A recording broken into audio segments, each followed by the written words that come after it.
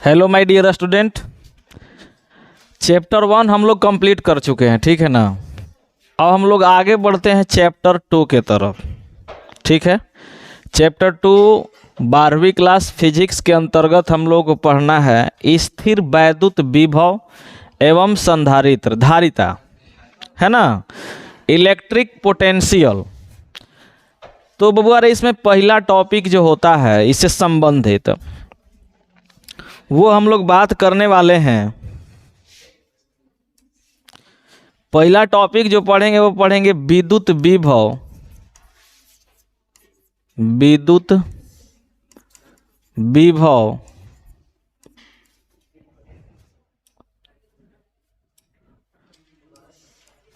विद्युत विभव एवं विभवांतर।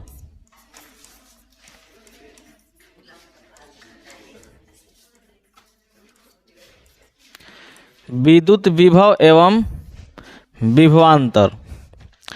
बाबू रे, तू लोग 10 क्लास में पढ़ा होगा विद्युत विभव और विभवांतर के बारे में, ठीक है ना। तो बाबू पहले तू लोग विभव का परिभाषा दिया होगा, विभव का परिभाषा सीखा होगा। लेकिन बाबू रे, फिजिक्स के अंतर्गत विभव का कोई भी परिभाषा नहीं है, ठीक है ना। फिजिक्स के अंतर्गत विभव का कोई भी परिभाषा नहीं है। तो हम स्टार्ट करते हैं किससे? विभवांतर से, क्योंकि विभवांतर का परिभाषा विद्युत विभव के अंतर्गत दिया गया है। अब एक बात ये समझो बबुआ रे, हम लोग जो अभी पढ़ रहे हैं फिजिक्स का यूनिट, उस यूनिट का नाम है इलेक्ट्रोस्टैटिक। इलेक्ट्रोस्टैटिक स्टैटिक स्थिर वैद्युतिकी। स्थिर वैद्युतिकी में हम लोग क्या करते हैं कि आवेश की स्थिरता अवस्था में हम लोग क्या करते हैं, अध्ययन करते हैं, ठीक है। इस यूनिट के अंतर्गत हम लोग जो पढ़ रहे हैं वो पढ़ रहे हैं कि आवेश जो है वो किस अवस्था में है, स्थिर अवस्था में है, मतलब रुकी हुई अवस्था में है। तो रुकी हुई अवस्था में है तो हम लोगों ने पहला चैप्टर के अंतर्गत आवेश के बारे में जाना, फिर आवेश के गुण देखा, फिर देखा कि आवेश दो आवेशों के बीच बल देखा कूलाम नियम से, फिर बहुत सारे आवेशों के बीच बल देखा किस नियम से, अध्यारोपण सिद्धांत से। फिर देखा कि जब आवेश स्थिर रहता है तो वो अपने चारों ओर एक क्षेत्र उत्पन्न करता है, जिस क्षेत्र को हम लोग क्या बोलते हैं, विद्युत क्षेत्र। अब उस विद्युत क्षेत्र के अंतर्गत बहुत सारे टॉपिक पढ़े। विद्युत क्षेत्र से दूर मतलब किसी विद्युत क्षेत्र में किसी बिंदु पर पढ़े हम लोग विद्युत क्षेत्र। फिर इसके बाद बहुत सारे आवेश के कारण विद्युत क्षेत्र पढ़े। फिर हम लोग विद्युत द्विध्रुव पढ़े, ठीक है ना। फिर हम लोग पढ़े फ्लक्स पढ़े, फिर गाउस नियम हम लोग कंप्लीट किए। अब हम लोग देखो उसी आवेश को आगे लेकर के चल रहे हैं, आवेश के आगे चल रहे हैं भैया। अब विभव के बारे में जानते हैं। तो बाबू रे, तुमको एक बात बताएं हम, ये जो विभव है वो संबंधित है स्थितिज ऊर्जा से। किससे संबंधित है? स्थितिज ऊर्जा से। अब स्थितिज ऊर्जा तू लोग पढ़ा होगा बालक कि किसी भी वस्तु को, मान लो इस वस्तु को कहीं से तुम उठा रहे हो, कहीं एक जगह स्थिर रखा हुआ है और उससे उठा करके इतना तुम ऊंचा कर देते हो, चाहे कहीं पे भी ले जाते हो, तो इसकी जो हाइट जब जैसे जैसे हम लोग बढ़ाते हैं इसमें ऊर्जा और बढ़ती जाती है। जितना ऊंचा ले जाएंगे इतना ज़्यादा इसमें ऊर्जा हो जाएगा। अब नहीं तो एक आम मतलब हम लोग जीवन में एक एग्जाम्पल समझते हैं, जैसे तुम लोग सुना होगा कि बिजली का उत्पादन आजकल जल से भी हो रहा है। तो भैया जल से बिजली का उत्पादन कैसे हो सकता है? तो बबुआ रे, क्या किया जाता है कि जल को एकत्रित किया जाता है, माने जल को रोक करके। जैसे मान लो ये नदी बह रही है बालक, ये नदी बह रही है, नदी में जल इधर से इधर आ रहा है। तो हम क्या करते हैं बाबू, इसके बीच में कहीं बांध बना देते हैं और बांध बना करके इधर से आने वाले जल को हम इकट्ठा कर देते हैं। बबुआ इकट्ठा करते हैं तो क्या होता है, तो इस जल का स्थितिज ऊर्जा जो होता है वो बढ़ जाता है। जल का स्थिति जो क्या होता है, बढ़ जाता है। और बढ़ने के कारण इस बांध के ऊंच बिंदु से ठीक है ना। ऊंच बिंदु से हम जल को गिराते हैं, और जब जल को गिराते हैं तो नीचे टरबाइन लगा दिया जाता है, और टरबाइन में पंखी होता है, और जल जो गिरता है उस पंखी पर गिरता है, उससे पंखी घूमने लगता है, और पीछे लगा होता है मोटर, उससे बिजली का उत्पादन हो जाता है। तो ऐसा क्यों किए हम लोग? क्योंकि इस जल का स्थितिज ऊर्जा हम लोग बढ़ाने के लिए हम लोग क्या किए हैं, इस पर बांध लगा दिए हैं। तो उसी प्रकार से हम लोग को समझना है, किसके बारे में? विभव को समझना है, तो इसका मतलब स्थितिज ऊर्जा को समझना है। अब आओ हम लोग थोड़ा सा टॉपिक के अंतर्गत चलते हैं। कैसे आखिर तुम लोग समझोगे कि सर बोल रहे हैं कि स्थितिज ऊर्जा, तो कैसे हम लोग इसकी स्थितिज ऊर्जा की बात करेंगे? आओ चलते हैं।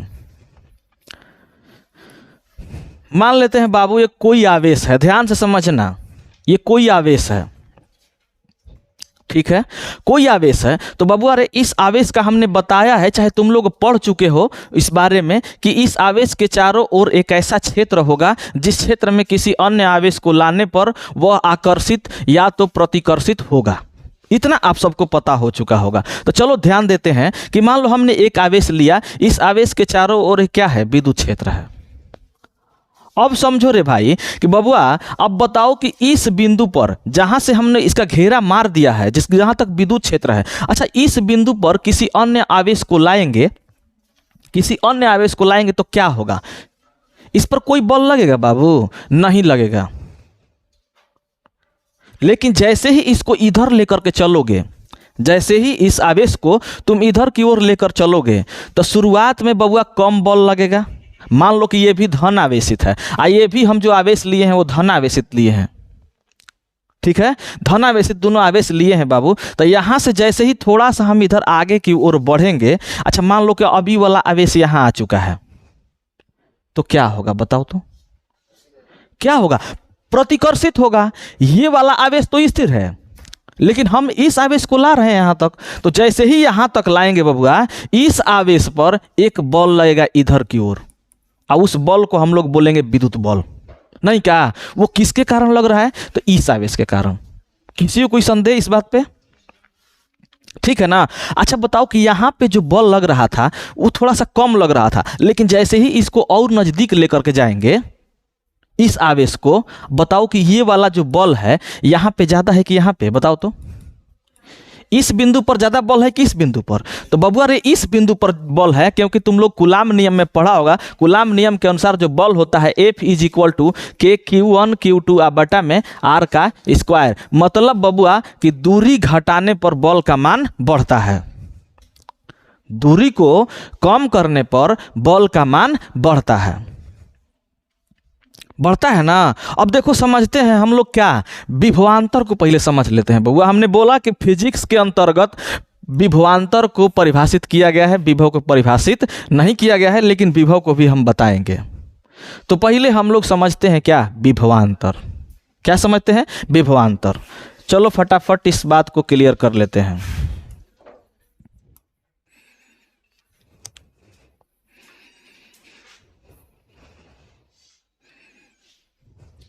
विभवांतर को समझने का प्रयास करते हैं। चलो देखो, एक विद्युत क्षेत्र है बाबू, ये जो है वो कौन सा क्षेत्र है? विद्युत क्षेत्र है। एक क्या है? विद्युत क्षेत्र है। चलो थोड़ा सा और अच्छा बनाने का प्रयास करते हैं, गोला दे देते हैं विद्युत क्षेत्र के लिए।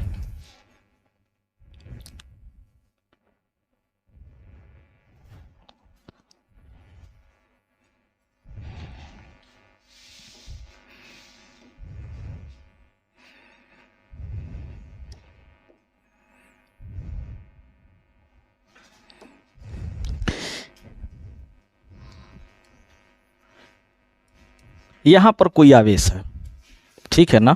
ये बिंदु O है, बिंदु O पर एक आवेश रखा गया है, बिंदु O पर एक आवेश रखा गया है। अच्छा ये चारों ओर क्या है? इसके चारों ओर तो बबुआ विद्युत क्षेत्र है। इसको हम विद्युत क्षेत्र कह देना, इसको हम कह देते हैं विद्युत क्षेत्र। इस विद्युत क्षेत्र में ध्यान से समझने का प्रयास करना, एकदम मजा आ जाएगा।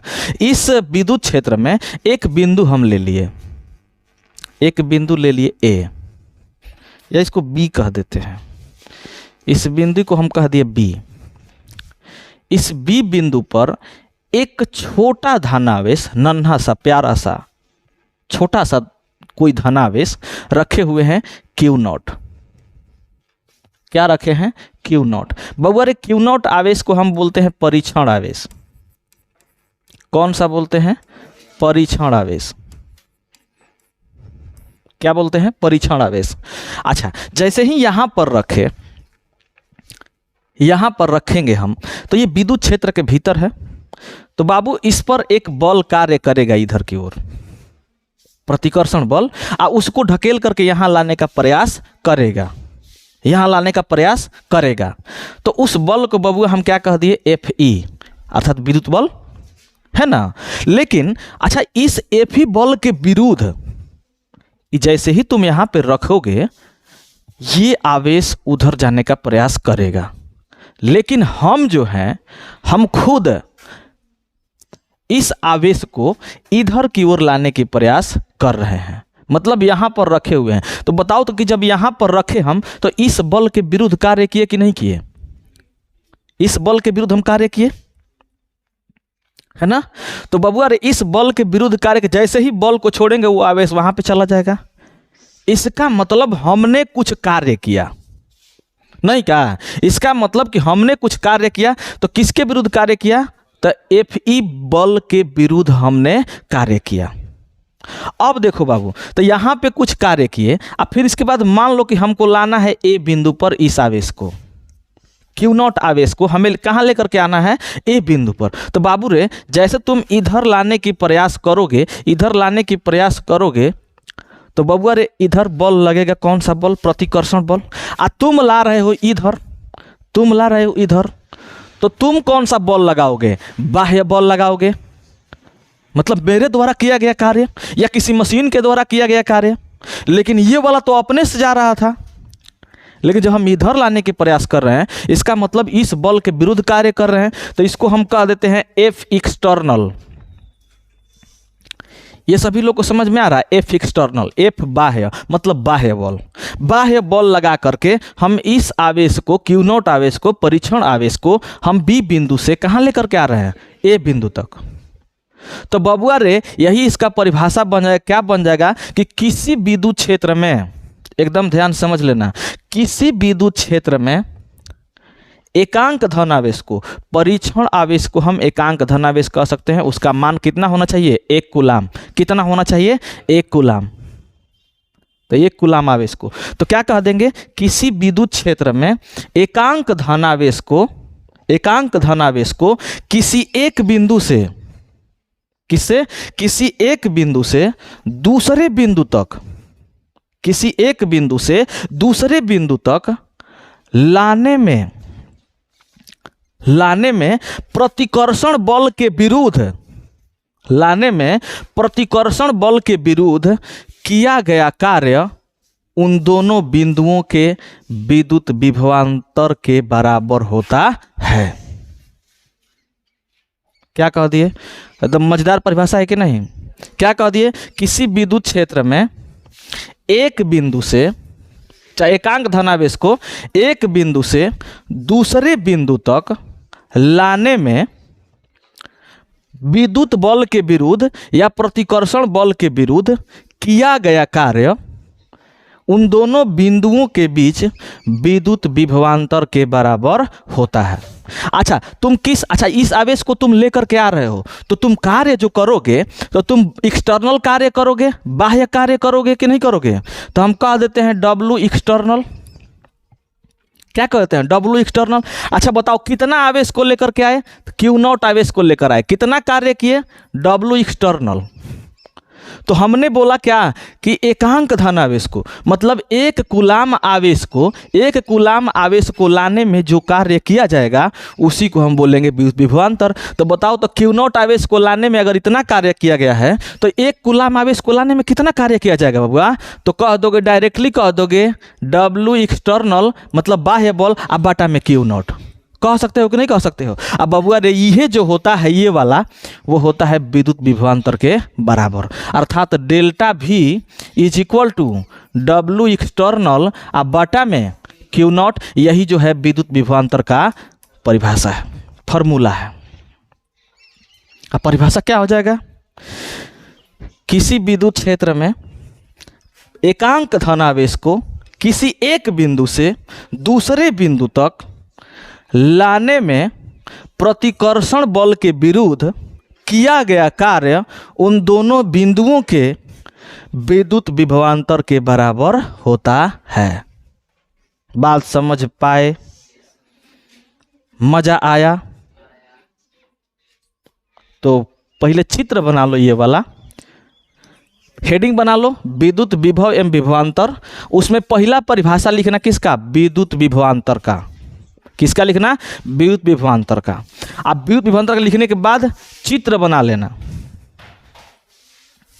और चित्र बना करके परिभाषा लिख देना है।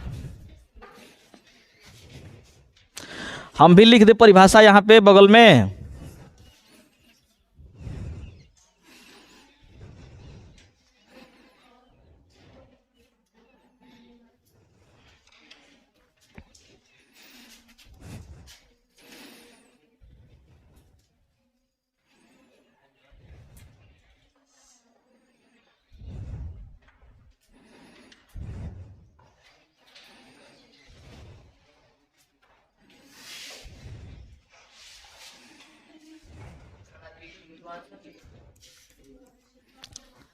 विद्युत विभवांतर, विद्युत विभवांतर में ये सब करना है ना।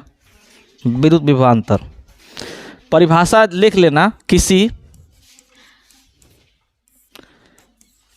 विद्युत क्षेत्र में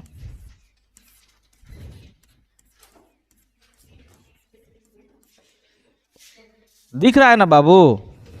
किसी विद्युत क्षेत्र में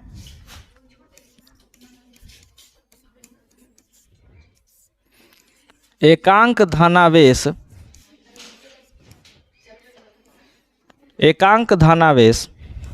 ब्रैकेट में Q नॉट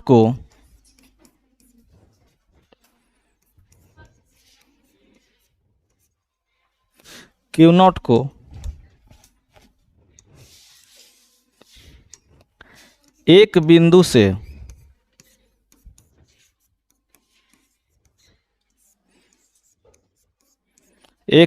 से दूसरे बिंदु तक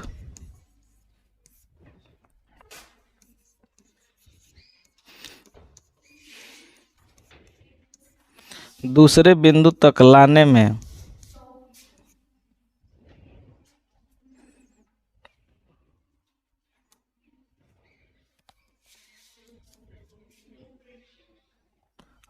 में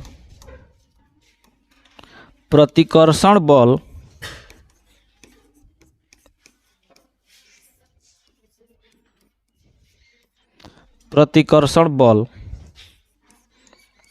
के विरुद्ध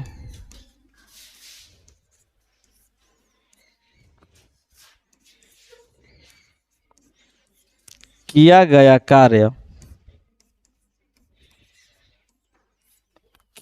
कार्य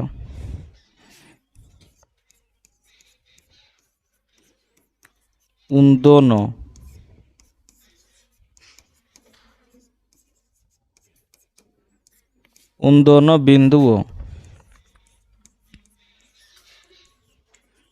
के बीच विद्युत विभवांतर कहलाता है।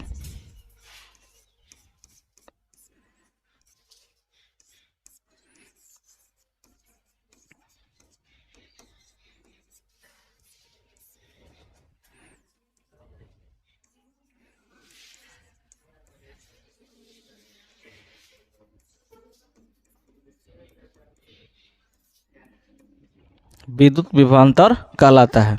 किसी विद्युत क्षेत्र में एकांक धनावेश Q नॉट को एक बिंदु से दूसरे बिंदु तक लाने में प्रतिकर्षण बल के विरुद्ध किया गया कार्य उन दोनों बिंदुओं के बीच विद्युत विभवांतर कहलाता है। अच्छा बाबू एक मिनट थोड़ा सा और देख लो तो है। अच्छा ये जो डेल्टा भी लिखे हैं वो किन बिंदुओं के बीच लिखे हैं बबुआ?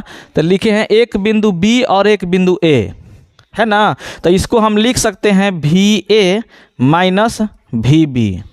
VA माइनस VB क्यों लिख सकते हैं VA माइनस VB? क्योंकि देखो यहाँ पे विभव कम होगा, जस तुम नज़दीक आओगे विभव का मान बढ़ेगा। तो VA माइनस VB बराबर W एक्सटर्नल बटा में क्यू नॉट, ये वाला तुम लोग नोट कर लेना, ठीक है, नोट कर लो फटाफट।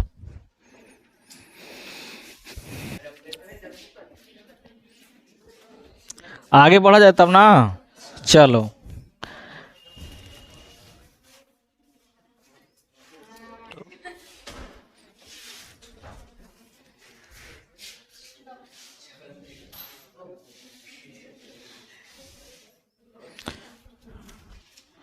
अगला हम लोग पढ़ लेते हैं विभव।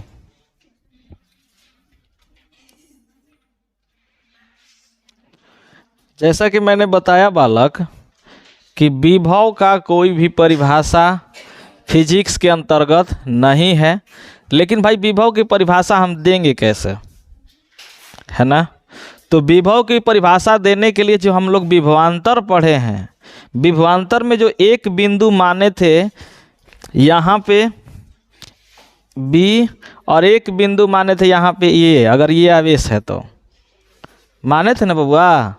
अब बस हम क्या करेंगे कि इसी एक बिंदु को, इस बी बिंदु को हम बस ले करके चले जाएंगे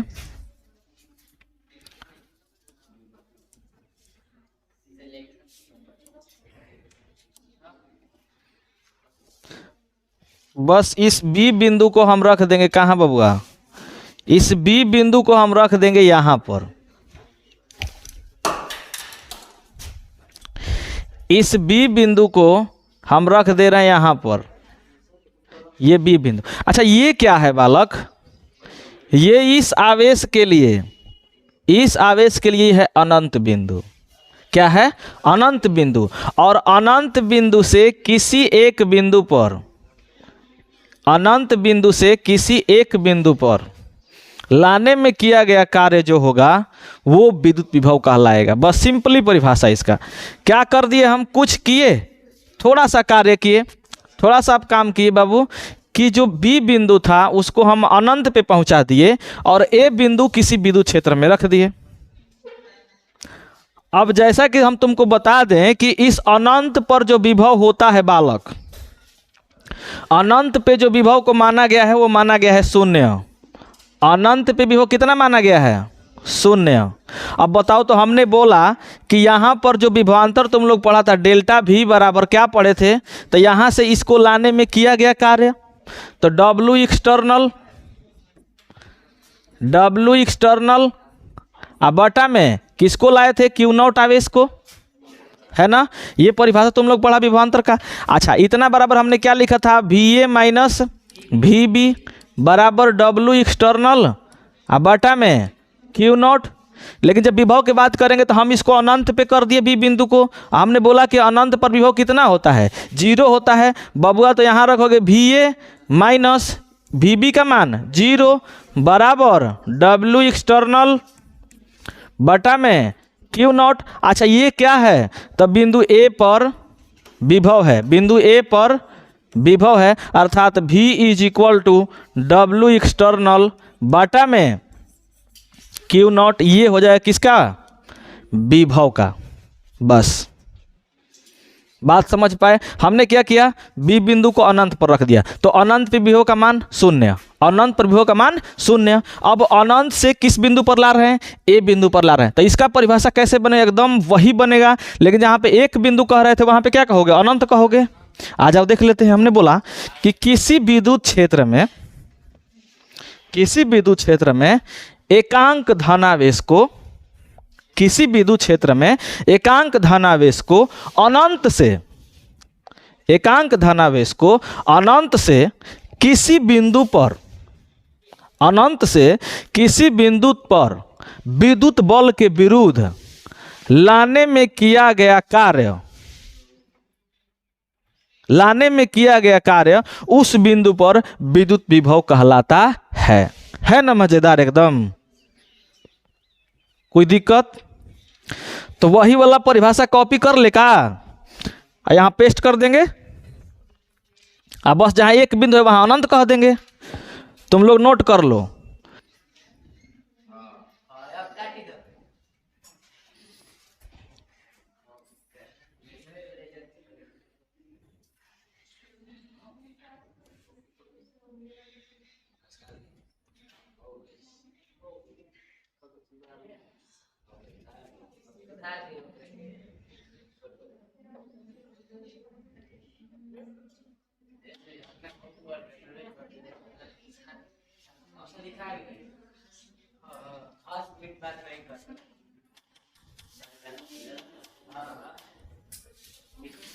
देखो चलो, एकांक धन किसी विद्युत क्षेत्र में एकांक धनावेश क्यू नॉट को एक बिंदु से यहीं पे हमें चेंज करना है, तो इसको चेंज कर देते हैं।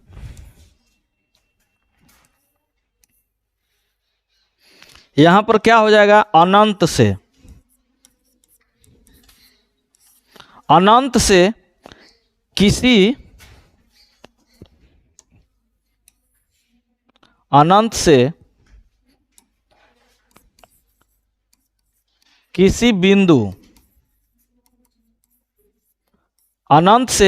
बिंदु तक लाने में प्रतिकर्षण बल के विरुद्ध किया गया कार्य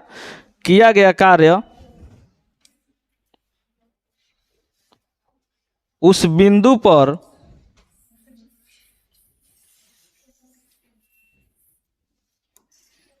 किया गया कार्य उस बिंदु पर विद्युत विभव कहलाता है। उस बिंदु पर विद्युत विभव कहलाता है।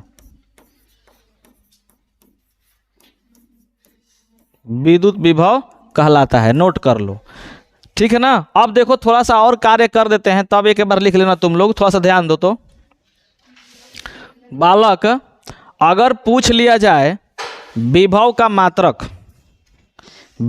मात्रक पूछ लिया जाए, विभव का मात्रक पहले हम बात कर लेते हैं बाबू। जो विभव है ना, वो विभव कैसा राशि है, अदिश राशि है। विभव कैसा राशि है, अदिश राशि है। विभव अदिश राशि, ठीक है। तो ये विभव क्या हो गया, अदिश राशि। विभव क्या हो गया, अदिश राशि। इसकी मात्रक की बात करें तब विभव के मात्रक बराबर, ध्यान देना, विभव v का मात्रक बराबर w का मात्रक बटा में, w क्या है, कार्य है, q क्या है, आवेश है, तो कार्य का मात्रक जूल और आवेश का मात्रक कूलम है कि नहीं है। तो बाबू रे क्या हो जाएगा, इसका मात्रक हो जाएगा जूल प्रति कूलम। या तुम इसको क्या लिख सकते हो बबुआ, इसको लिख सकते हो जे जूल कूलम इनवर्स। अब आपको बता दें कि यही जो होता है 1 जूल प्रति कूलम बराबर क्या होता है, 1 वोल्ट होता है। क्या होता है, 1 वोल्ट होता है। क्या होता है, 1 वोल्ट। तो तुम लोग इसको सिंपली 1 V भी लिख सकते हो, वोल्ट को V से सूचित किया जाता है, V से, ठीक है। तो 1 जूल प्रति कूलम बराबर 1 वोल्ट। तो बबुआ एसआई मात्रक क्या हो जाएगा इसका, वोल्ट। विभव का एसआई मात्रक वोल्ट। एसआई मात्रक हो जाएगा वोल्ट। किसका, विभव का एसआई मात्रक वोल्ट। अच्छा, इसके अलावा और भी अन्य मात्रक है, सीजीएस मात्रक भी है। अब कहोगे सीजीएस मात्रक कैसे निकलेगा बाबूआ, तो बाबू देखो, विभव का सीजीएस मात्रक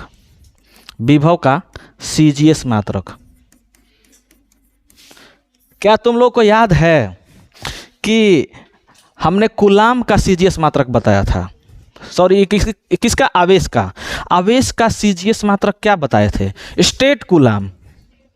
क्या बताए थे, स्टेट कूलम। तो बताओ कि हमें विभव का जब सीजीएस मात्रक निकालना होगा, इस विभव का सीजीएस मात्रक, तो हम कह देंगे इसका सीजीएस मात्रक बटा में इसका सीजीएस मात्रक। तो बबुआ रे, कार्य का सीजीएस मात्रक होता है अर्ग। ये सबको पता है का, कार्य का सीजीएस मात्रक अर्ग, और आवेश का सीजीएस मात्रक स्टेट कूलम। तो बबुआ रे, ये हो जाएगा अर्ग बटा में स्टेट कूलम। अर्ग बटा में स्टेट कूलम। इसको हम लोग क्या बोलते हैं, अब इसको पढ़ेंगे स्टैट वोल्ट। क्या पढ़ेंगे, स्टैट वोल्ट। किसी को कोई एतराज, जैसे स्टेट कूलम वैसे स्टैट वोल्ट, ये किसका मात्रक हो गया? विभव का ही कौन सा मात्रक? सीजीएस मात्रक। अब सीजीएस मात्रक में मान पूछ देगा कि 1 वोल्ट बराबर कितना स्टेट वोल्ट होता है, कितना स्टेट वोल्ट होता है। यहां से न्यूमेरिकल पूछ सकता है, ऑब्जेक्टिव पूछ सकता है, ठीक है, हमेशा याद रखना।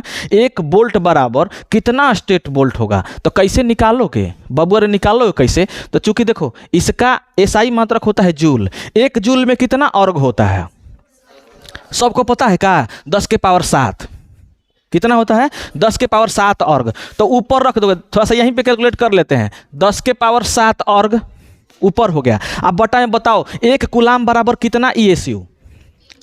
3 × 10 के पावर 9, 3 × 10 के पावर 9। तो 3 गुणे 10 के पावर 9 है कि नहीं है? अब क्या कर सकते हैं, इसको हम लिख सकते हैं यहां पे 1 बटा में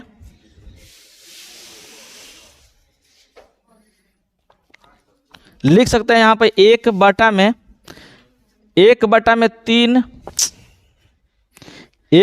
3 गुणे 10 के पावर -2 लिख सकते हैं कि नहीं? 10 के पावर -2, 10 के पावर -2 स्टेट वोल्ट। इतना लिखते हो, नहीं तो इसको सोल्व करना हो तो सोल्व कर लेना, है ना। अच्छा, इसके अलावा एक अन्य मात्रक और बता देते हैं, सीजीएस मात्रक ही एक और। जैसे आवेश का सीजीएस मात्रक 2 गो बताए थे, तुम लोग को याद होगा। एगो स्टेट वोल्ट, एगो कूलाम।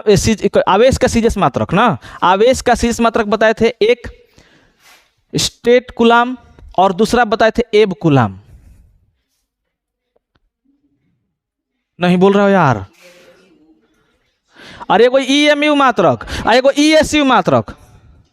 ईएमयू मात्रक स्टेट कूलाम आ ईएमयू मात्रक एब कूलाम। याद आया का? तो वहां से भी हो जाएगा एक अन्य मात्रक एब वोल्ट। क्या हो जाएगा? एब वोल्ट। तो एक अन्य मात्रक हो जाएगा किसका? सीजीएस मात्रक ही, एब वोल्ट, एब वोल्ट।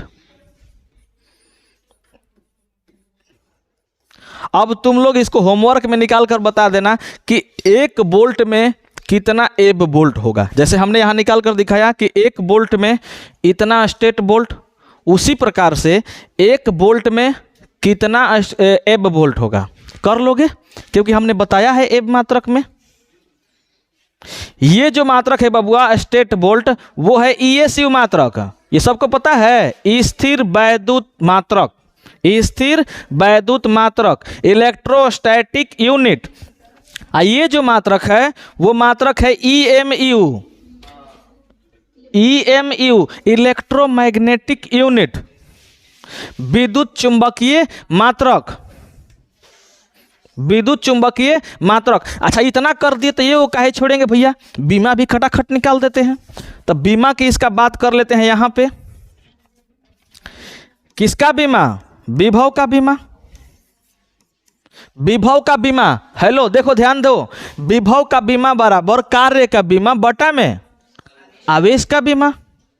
विभव का बीमा बराबर कार्य का बीमा बटा में आवेश का बीमा। तो बबुआ रे कार्य का बीमा क्या होता है? m l के स्क्वायर t के पावर -2, t के पावर -2 ये कार्य का बीमा हो गया। अब बटा में आवेश का बीमा, आवेश का बीमा AT। इसको सॉल्व कर दो, सॉल्व करोगे तो क्या आएगा?